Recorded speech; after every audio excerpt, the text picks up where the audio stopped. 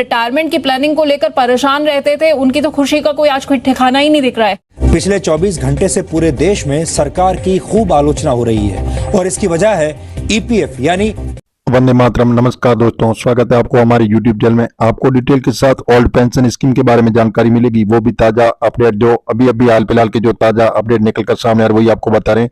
तो बने रहे हमारे वीडियो में शुरू से अंत तक, आपको डिटेल के साथ ताजा जानकारी मिलेगी। पुरानी पेंशन पर आया एक बड़ा अपडेट, रिजर्व बैंक ने जारी किया नोटिफिकेशन और कब से लागू होगी ओपीएस। देश में कई राज्य की व्यवस्था को लागू कर दिया गया है। कई राज्यों में पुरानी पेंशन व्यवस्था ओपीएस को लागू करने का प्लान बनाया जा रहा है। इसके बीच रिजर्व बैंक की ओर से बड़ी जानकारी सामने आई है। देश भर में पुरानी पेंशन योजना जैसे ओल्ड पेंशन स्कीम को लेकर कई तरह की चर्चा भी हो रही है। देश के कई राज्यों में इस व्यवस्था को लागू कर दिया गया है। कई राज्यों में अभी पुरानी पेंशन व्यवस्था ओपीएस लागू करने के लिए प्लान बनाया जा रहा है। इस सबके बीच रिजर्व बैंक की ओर से बड़ी जानकारी सामने आई कि आरबीआई गवर्नर की जानकारी देते हुए कहा कि जो भी पुरानी पेंशन स्कीम को लागू करते हैं उन सभी आने वाले समय को वित्तीय प्रबंधन के खतरे में सामना करना पड़ सकता है। आने वाले समय हो सकता है चिंताजनक। राज्यों की वित्त व्यवस्था और सालाना रिपोर्ट जारी की है रिजर्व बैंक ने, जिसमें बताया है कि राज्यों की स्थिति में काफी बदलाव भी हुआ है, जिसकी वजह से आने वाला समय काफी चिंताजनक हो सकता है। इसी वजह से आरबीआई ने कहा है कि जो भी राज्य ओपीएस को लागू कर रहे हैं उनके लिए चिंता का विषय है।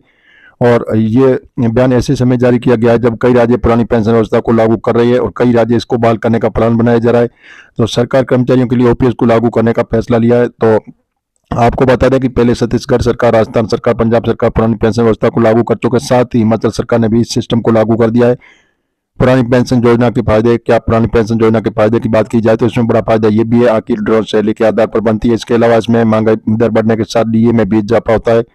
जब सरकार वेतन आयोग लागू करती है तो भी पेंशन में इजाफा होता है। इन लोगों को मिलेगा ओपीएस का फायदा। बता दें कि हाल ही में कोर्ट के फैसला लिया है कि केंद्रीय अर्धसैनिक बलों को भी पुरानी पेंशन योजना का फायदा मिलेगा। कोर्ट ने बताया कि ये सशस्त्र बल जिसकी वजह से इन लोगों को ओपीएस का फायदा मिलेगा, इस योजना के पात्र है। कोर्ट में फैसले हजारों पुरुष सैनिकों को बड़ी राहत मिलने की उम्मीद है। हम मीडिया आधारित आपको बता रहे हैं, सरकार से ऐसी घोषणा नहीं हुई है। आप ऑफिशियल वेबसाइट पर जाकर जानकारी ले सकते हैं। इसी वीडियो में इतना ही, और मिलेंगे नई वीडियो के साथ। नई और पहली बात तो चैनल को सब्सक्राइब कर लीजिए ताकि इसी प्रकार की नई जानकारी और नई अपडेट रोजाना आपको मिलती रहेगी।